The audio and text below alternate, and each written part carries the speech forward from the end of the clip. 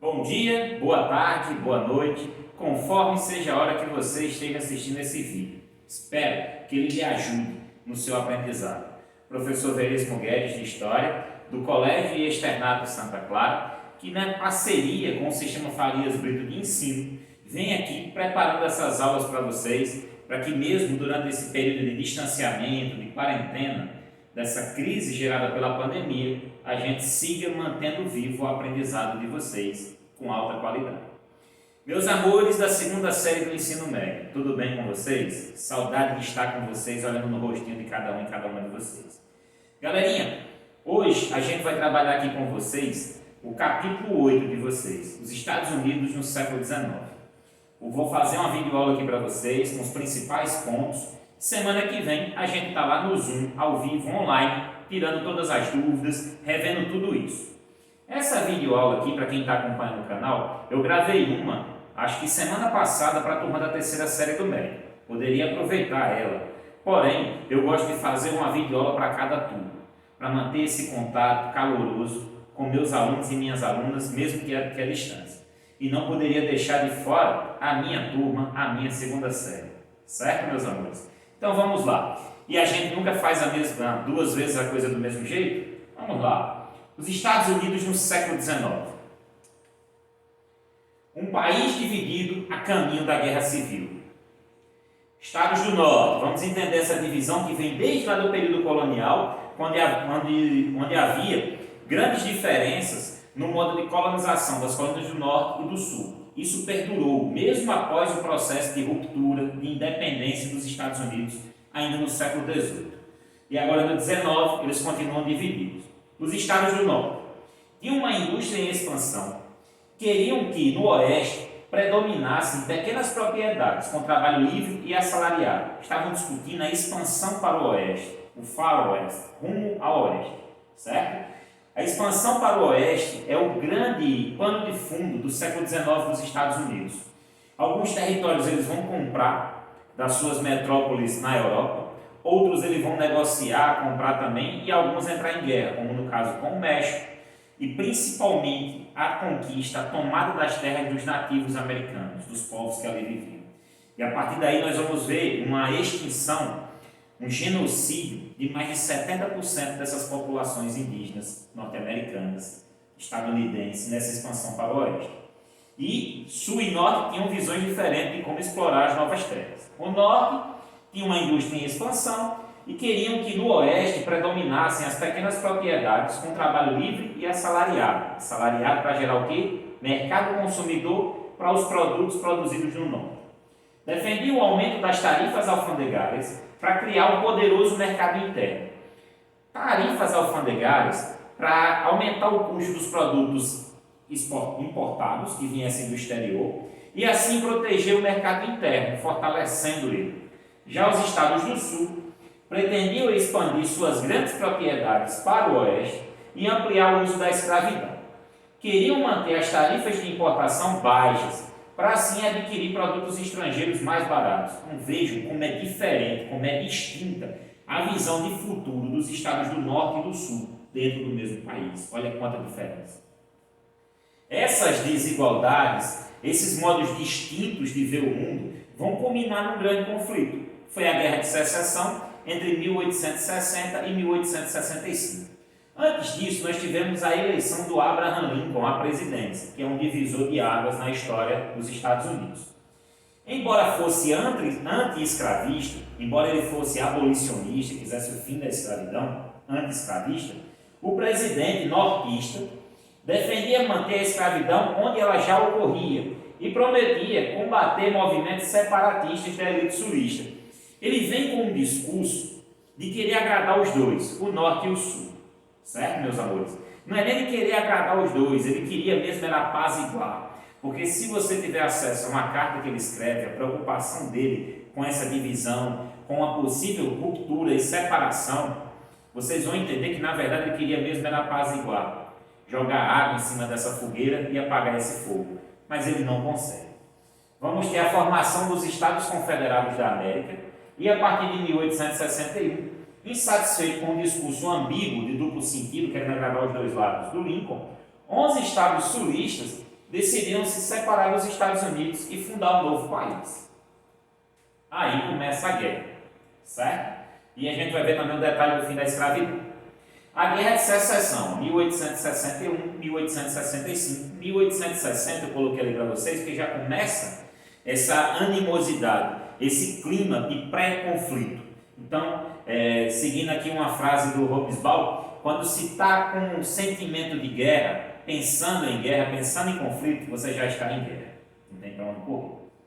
E aqui, iniciada após a formação dos Estados Confederados da América, opôs o Exército da União, representado por estados do Norte e do Oeste, e o Exército Confederado do Sul. Certo, meus amores? Nós vamos ter uso de navios encouraçados e armas de técnica avançada, como fuzis e revólveres. Já aí, certo? Busca pela destruição de todos os recursos inimigos.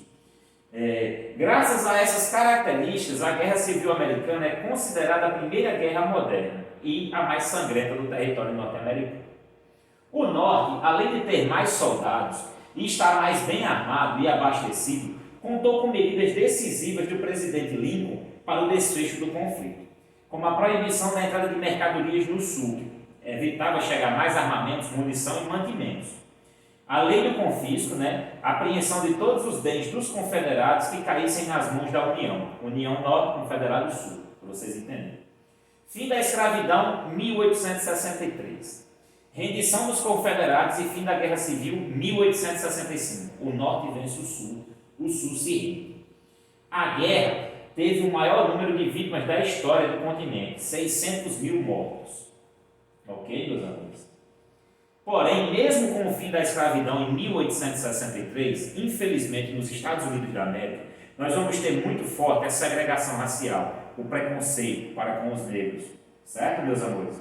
A abolição da escravidão e a vitória da União não garantiram aos negros do país a conquista de cidadania, pois eles não tiveram acesso à educação, à aquisição de terras e direito ao voto. Nada disso, continuaram sem acesso. Tanto no Sul quanto no Norte prevalecia a ideia de que o homem branco seria de uma raça superior à do negro. Lembre-se que no século XIX a gente estava tendo darwinismo social, que foi a distorção do estudo Charles Darwin, que dividiram aí pelo darwinismo social o mundo, a humanidade em 3 raças, colocando o branco, o europeu, o caucasiano no topo, abaixo asiáticos e ameríndios e mais abaixo ainda os negroides da África e da Austrália. Certo, meus amores? E a eugenia de raça, que o branco era superior, querendo purificar essa raça. Sem perceber que todos somos humanos e que esse discurso é falho por si só, além de ser extremamente desumano. Os Estados Unidos, especialmente o sul do país, tornaram-se cada vez mais segregacionistas. Negros e brancos não podiam conviver em espaços públicos, a não ser no trabalho. Meus amores, tinha escola para branco e escola para negro. Banheiro para branco, banheiro para negro. Quando entrava no ônibus, os lugares melhores da frente eram dos brancos, os negros tinham que ir lá para trás. E quando foram para a mesma escola, tinha um banheiro de branco, um banheiro de negro, um bebedouro de branco, um bebedouro de negro. Sempre os serviços prestados aos negros eram de péssima qualidade, comparados aos dos brancos. Ok? E o pior, isso estava na lei. Mas houve sim muita luta, houve muitas pessoas que deram a própria vida, desde o século XIX até no XX, como Martin Luther King, Malcolm X ou Malcolm X e vários outros que lutaram pela igualdade de direitos, pelo fim da segregação racial. Mas infelizmente, antes da mudança, muita coisa piorou. As leis de Jim Crow proibiam que negros e brancos frequentassem os mesmos restaurantes, escolas, banheiros, entre outros espaços públicos. E só foram revogadas na década de 1960. Olha quanto tempo se esperou para alcançar a igualdade de direitos. Ku Klux Klan, KKK, associação racista e terrorista criada em 1865 por veteranos confederados, que pregava a supremacia branca e cristã e promovia atentados contra negros, judeus, chineses e brancos que apoiavam, e os que os apoiavam, mesmo que você fosse branco, mas se apoiasse esses grupos, seria vítima da Ku Klux Klan. Dizem que quando você escreve KKK numa mensagem rindo, se for só 3 Ks, você acaba indo para o banco de dados do FBI, fiquem de olho.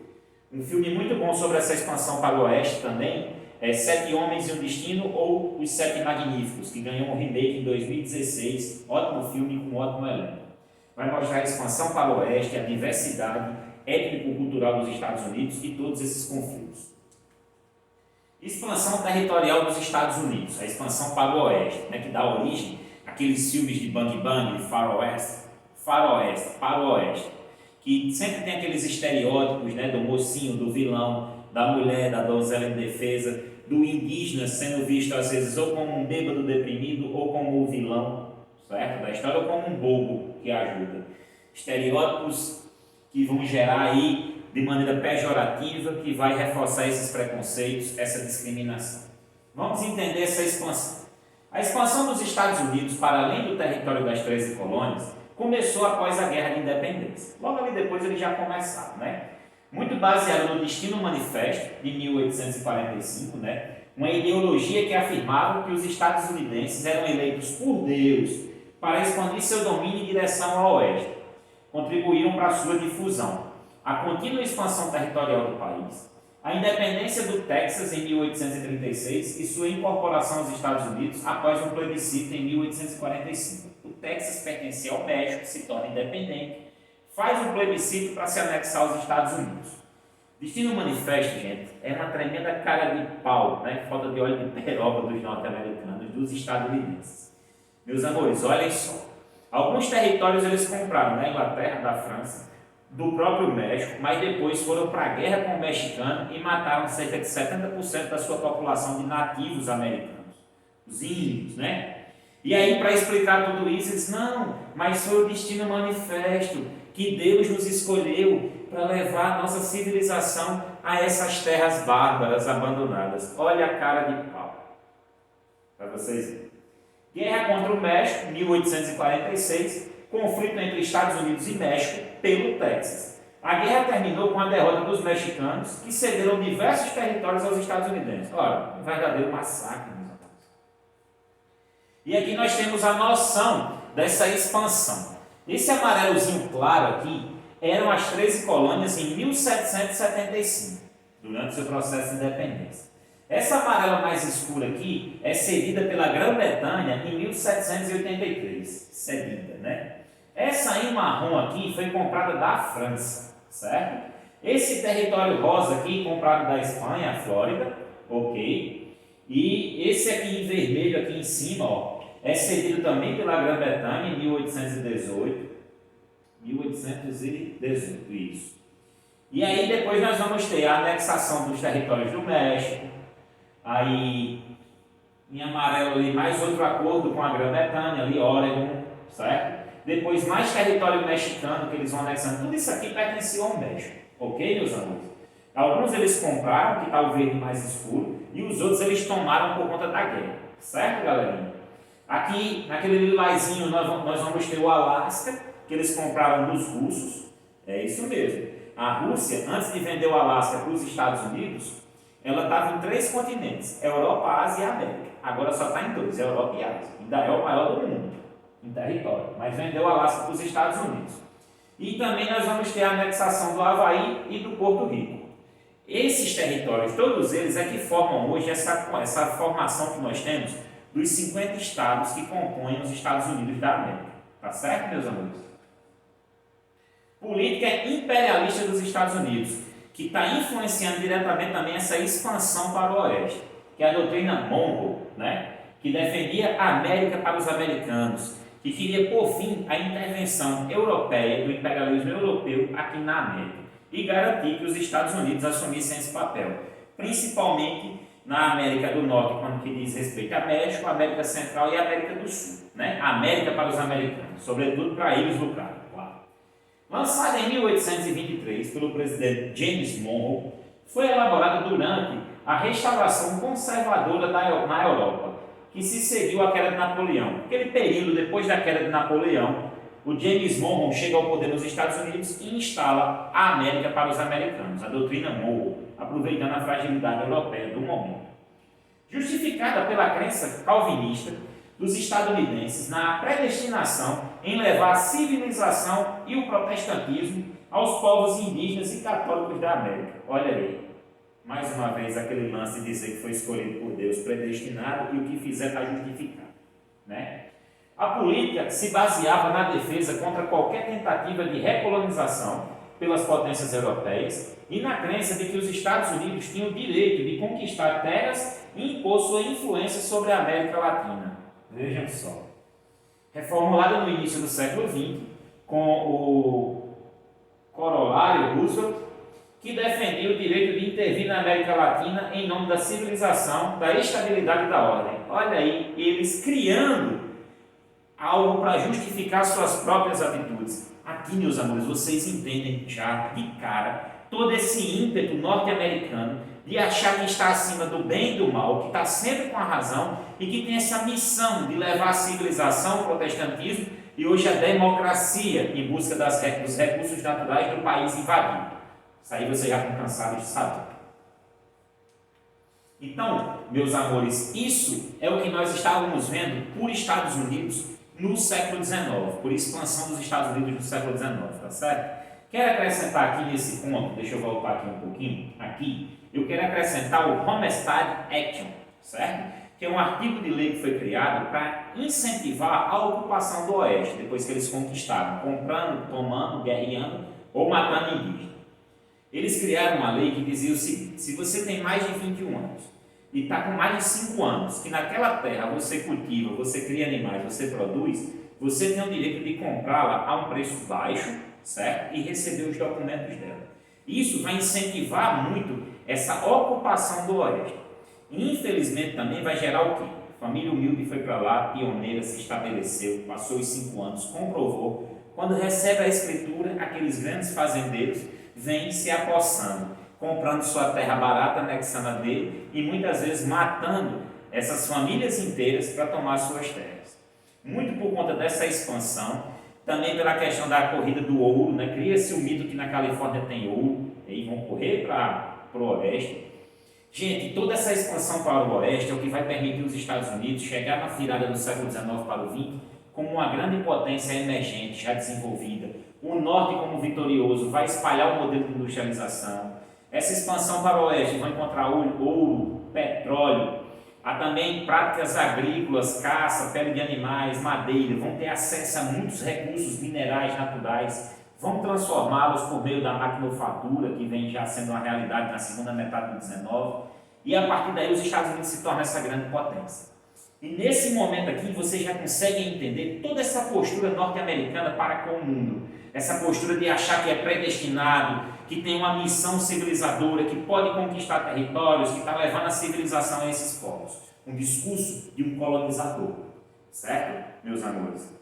Ok? Qualquer dúvida a gente tira no Zoom, fala lá no grupo do WhatsApp, tá certo? Espero que vocês se cuidem, cuidem de quem vocês amam, fiquem bem. Beijo no coração de cada um e cada uma de vocês e até a próxima. Até mais, meus amores!